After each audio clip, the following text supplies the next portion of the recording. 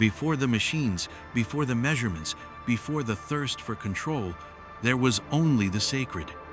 And among all the sacred things of the ancient world, none were more revered, more whispered to, more offered prayers than water. Water was not seen as resource. It was not inert, not passive, not dead. It was living. It was consciousness. It was spirit, flowing in liquid form. To the earliest peoples, water was breath. It was the blood of the earth. It carried not just sustenance, but intelligence moving through rock and root, carrying messages between the seen and the unseen. The Nile was not just a river. It was the pulse of a goddess. The Ganges was not just a flow of water. It was the very body of the divine in motion. Oceans were the first mothers. Lakes were the mirrors of gods. Wells and springs were mouths of the underworld, places where the skin of this world grew thin and another realm breathed through. Every drop was sacred because it was alive. The ancients spoke to rivers. They sang to springs. They left offerings at the shores, flowers, stones, blood, dreams. Not from superstition, from remembrance. Because they knew, water listens, water holds memory, water can heal or destroy or initiate. A drought was not just weather, it was the withdrawal of favor. A flood was not mere disaster, it was the gods speaking, cleansing, reminding. And when water was abundant, flowing clear and strong, it meant balance. It meant the land was in harmony, not just physically, but spiritually. They saw water as portal and presence. In Mesopotamia, the primordial waters, the Apsu and Tiamat, birthed the first gods. In Egypt, the Nun, the endless, formless sea, was the beginning of all creation. In Vedic thought, the cosmic waters held the seeds of universes. Water was the threshold between worlds. It reflected, but it also dissolved. It nourished, but it also demanded surrender. To enter sacred water was to die a little, to be cleansed, reborn, rethreaded into the great web of life. When warriors crossed rivers, they prayed. When midwives delivered children, they blessed the water. When seekers went on vision quests, they sought the hidden springs that opened the way. Because in water lived memory not just of one life, but of the earth itself. It remembered the time before humanity forgot. It remembered the songs sung before language, the dreams dreamt before history, the promises made in the first light of existence. Water was, and still is, the living connective tissue of worlds. It does not need you to believe in it. It does not fade because you forgot. It waits. It watches. It holds. Because long before you had a body, you were water. Long before you had a name, you were a current moving through the heart of something vast and alive. And if you listen, truly listen, you can still hear it. The voice of water. The voice of the spirit you never really left behind.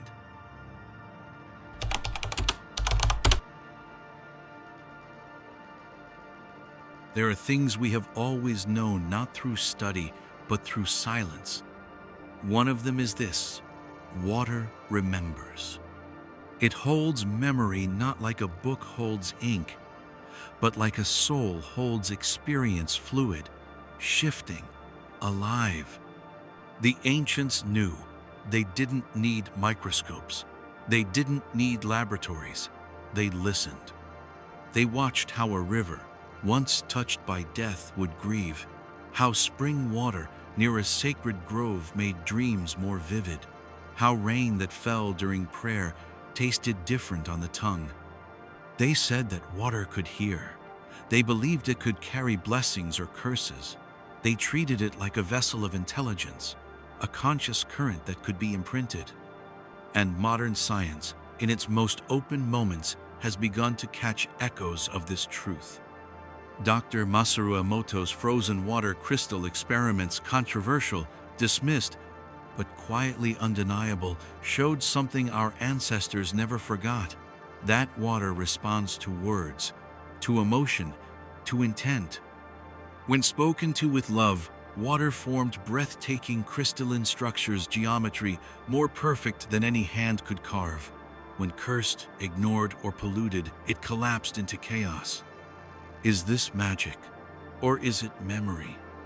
Not memory as we define it, stored, categorized, retrievable, but memory as the universe defines it. Vibration, resonance, feeling. Water does not remember like a machine. It remembers like a field. It absorbs the mood of a room, the fear in a hand, the clarity of a thought. This is why holy water exists in every culture, not for ritual alone, but because water becomes what we give it.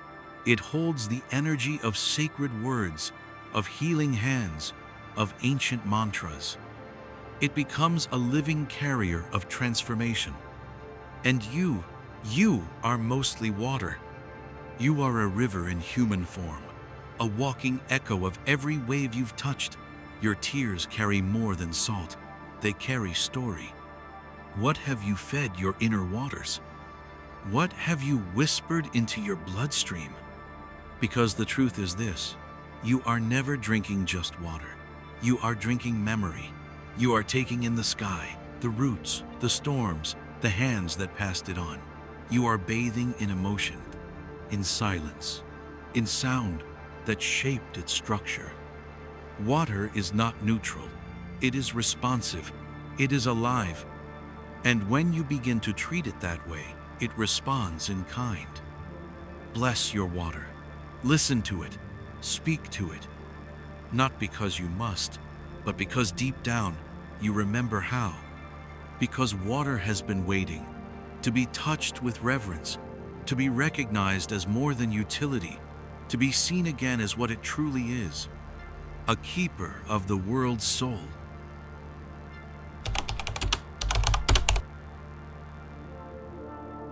In the ancient world, you didn't build near water for convenience. You built there because it was holy. A spring was not just where water came from, it was where spirit emerged. A river wasn't just a current, it was a path, a lifeline, a body of a goddess moving across the land. And the well, was a mouth of the earth, a dark and living opening into the underworld, the unseen, the forgotten. From Mesopotamia to Mesoamerica, from the Celtic groves to the Vedic plains, water was not simply in the landscape, it was the landscape's consciousness. Every sacred site had a source: a spring beneath a temple, a river bordering a holy city, a hidden well beneath the altar. Why? Because the ancients understood something we've forgotten: sacred power needs a channel. And water was the original channel between worlds. In Ireland, holy wells were named after goddesses and saints. Brigid, Danu, Sile, and people journeyed for miles to kneel beside them, not just to drink, but to receive dreams, visions, healings. They tied ribbons to trees, whispered their wishes into the wind. In Greece, the Oracle of Delphi sat above the Castalian spring. The water gave prophecy. It stirred the inner eye, opened the gateway between the mind and the myth. In ancient India, rivers themselves were worshipped not as symbols, but as embodied divinity. The Ganges was not sacred because people believed it. People believed in it because they felt its presence. It moved through them. It whispered in sleep. It pulled sorrow from the bones. Even in the desert, where water was rare, the Bedouins spoke of underground rivers, sacred veins in the earth, flowing unseen, but alive with energy and memory. They could feel them beneath their feet. The Maya built deep ceremonial wells, cenotes, natural sinkholes leading into turquoise depths. They believed they were entrances to the Xibalba, the underworld, and they weren't afraid. They offered jade, gold, even human life to those waters, not as sacrifice, but as communication. Because to speak into a well was to speak into the soul of the planet. These were not superstitions. They were technologies of reverence. Sacred geography was not just mythic, it was energetic. Water amplified, water remembered, water gave access. And what have we done? We buried the springs in concrete. We poisoned the rivers. We walled off the wells and forgot their names. But the memory remains not only in ruins and texts, but in you. When you stand near moving water and feel your chest open for no reason, that's remembering. When you hear a stream and suddenly feel safe, that's remembering. When you dream of a well and feel like something ancient is calling you home, that's remembering. The ancients left these waters behind, not to be used, but to be heard. And if you approach with humility, they will still speak. Because the river does not care who you were, only who you're ready to become. And the well, it does not judge. It only reflects.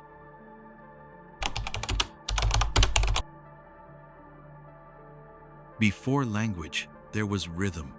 Before story, there was sound. And before the earth was carved into maps and names, it spoke in its own voice through the wind, the trees, and through water. Water is the oldest instrument on earth. Not one we built, but one we were born into. The gurgle of a stream, the crash of the ocean, the echo of a drop in a deep stone well, these are not accidents. They are messages, frequencies, songs sung in a tongue older than words. The ancients listened. They knew that sound was not just something you heard, it was something you entered, a doorway, a vibration that changed the shape of your consciousness. And the sound of water was sacred. Monks meditated beside waterfalls, not for scenery but for tuning. The constant natural white noise would dissolve the ego, silence the inner chatter, and pull the listener into presence. In temples of stone and echo, ritual bowls were filled with water not just for blessing, but to amplify sound. A whisper near the surface would ripple through the chamber. Water would carry the word and transform it. Because water doesn't just reflect, it resonates. In ancient wells and domed chambers, priests chanted into darkness, the sound bouncing, deepening, folding in on itself. The walls hummed, the water shimmered, and the veil between worlds grew thin. Even today, certain wells around the world still sing. Some emit tones when undisturbed. Others echo voices in impossible ways. Engineers call it acoustics. The mystics call it a living response. Because water is not passive. It responds to vibration. It takes in the frequency and gives it back changed, sharper, softer, deeper, holier. This is why so many initiation rites began with sound and water, a chant, a name, a hum, and then immersion. To let water envelop you was not just to cleanse, it was to be retuned. Like a crystal bowl, like a forgotten instrument, brought back into harmony. The ancients said that the earth speaks through water, that rivers carry the songs of the land, that when a stream changes course, it means the earth is shifting its tone. And perhaps this is why so many of us feel peace near moving water, because it doesn't just calm the mind, it recalibrates the soul. You feel it, the pull toward the ocean when you're lost, the comfort in the rain when you're grieving, the trance that comes from sitting near a stream, watching light dance across its surface. That's not psychology. That's memory. That's resonance. That's the voice of the earth, still singing through the last sacred instrument it has left. And if you let it, it will tune you. Not back to who you were, but to who you've always been.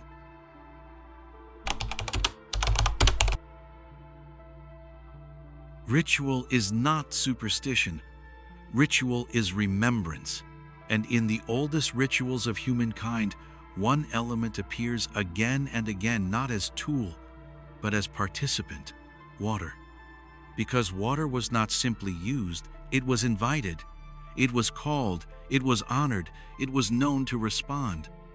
Every culture on earth, no matter how distant, how isolated, has some form of water rite. And not just for hygiene, not for thirst, but for transformation. Baptism is only the most familiar name, but it is one expression of a much older language, one in which to be immersed in water is to be reborn. The rite of passage, the death of the old self, the cleansing of what clings. In ancient Egypt, initiates were submerged in sacred pools beneath temples, not as a symbol, but as a test.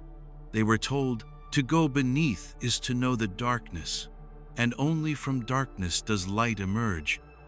In Vedic tradition, the ablution snana was not simply to clean, but to awaken. The water was not inert, it was mantra-infused, sun-charged, river-born.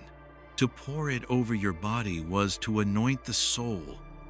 Among the Maya, water was used in dream incubation. The initiate would bathe, fast, and drink from a sacred cenote before entering the sleep that opened visions. Because water was not just a drink, it was a doorway. And in the Celtic world, water and prophecy were inseparable. Priestesses of the sacred wells would gaze into still pools and see what others could not. They were not looking for reflections, they were listening, because water speaks when you know how to be silent. Even in the harshest lands where water was rare, people made offerings to it. A few drops poured to the ground before drinking, a whisper spoken into a vessel, a prayer, not to the gods, but to the water itself. Why? Because they remembered what we've forgotten. That water carries presence, that it holds spirit, that it responds to intention. This was not a metaphor, it was technology, not mechanical but spiritual, not invented but inherited. The rite of washing hands before prayer, the cup of water left by the bed for dreams, the tears that fall during mourning, and why we call them cleansing. These are all echoes of a time when water was conscious collaboration, where the ritual wasn't complete without the element, where you did not enter sacred space without honoring the one thing that connects all life. And today, beneath the noise and concrete and chlorinated forgetfulness, that ritual still waits.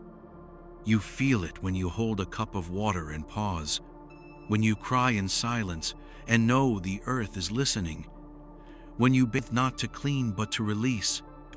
That is the ancestral ritual rising again. It doesn't need a temple, only a moment of presence.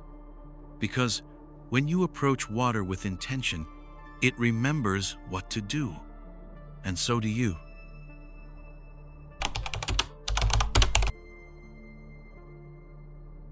All life begins in darkness, not in fear, but in mystery, in the quiet, pulsing dark of a womb, and that womb is made of water.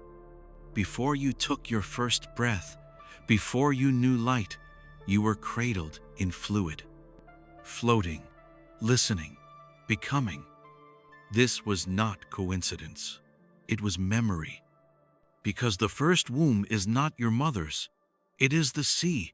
It is the sacred liquid matrix from which all life emerged. The ancients knew this. In every creation myth, water comes first. In Sumer, before the gods, there was the primeval sea.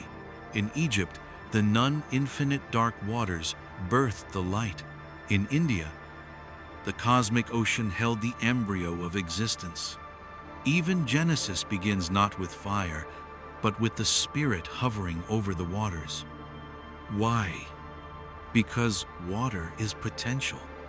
It is what exists before form, before name, before direction. It is the feminine principle, not in gender, but in essence receptive, containing, transforming. It holds, it gestates, it births. To the ancients, water was the divine mother in motion. It didn't just nourish crops, it didn't just quench thirst. It recreated the act of universal genesis over and over, with every rain, every tide, every birth. In temple art, rivers flow from the goddess's womb. In language, water and birth are inseparable. Breaking water, womb of the deep, mother waters. Even the shape of springs and wells circular, descending, dark mirrors the geometry of the womb. To descend into the earth for water was to return to the source. A ritual rebirth, a symbolic return to the place where spirit first met form. And within you that water still flows. You carry the ocean in your blood. Your cells swim in saline. Your heartbeat echoes the tide. You are not like water. You are water structured into motion, given a name, wrapped in skin. And when you cry, it is not weakness, it is remembrance. When you are submerged, you are not drowning, you are returning. And when you bless the water, you are blessing the mother who has always held you. This is why sacred wells were lined with stone, because every descent into them was a birth canal of the soul. Not to extract something, but to be transformed. The womb is not a place we leave, it is a place we carry. And when we treat water as sacred, we honor the space from which all things arise. Creation did not begin with a bang, it began with a ripple. And that ripple is still moving through you.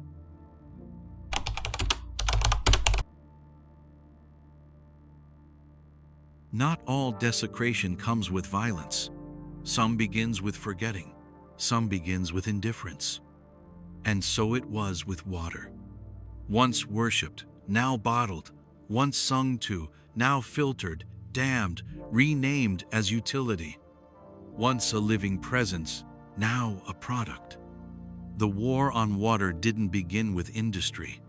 It began with the slow removal of reverence, when ritual became superstition, when the sacred became symbolic, when we stopped speaking to rivers and started measuring them.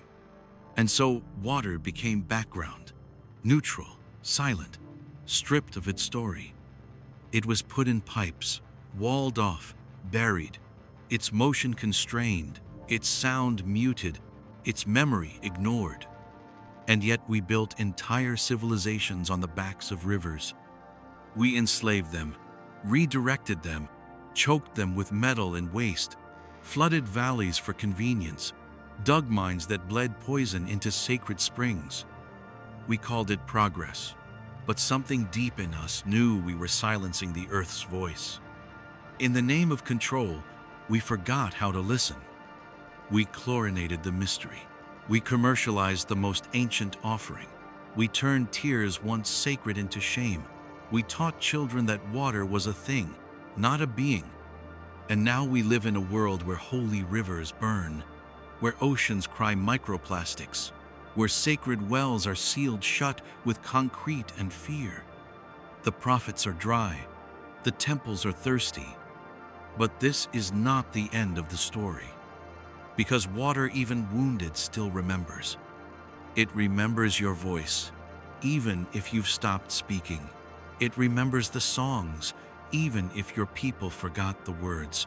It remembers being sacred and waits patiently to be seen again. And sometimes in dreams, in stillness, in the sound of rain hitting old stone, you remember too. You remember that water was never yours to use. It was yours to join, to serve, to protect. Because when you poison water, you do not just poison life, you poison memory. You poison the song that connects worlds. But the song can be remembered. It begins with silence, with a cup of water held in both hands, with an apology whispered before you drink, with a tear that falls and means something again. The war on water is the war on the sacred. But the sacred cannot be killed, only buried. And all buried things eventually rise.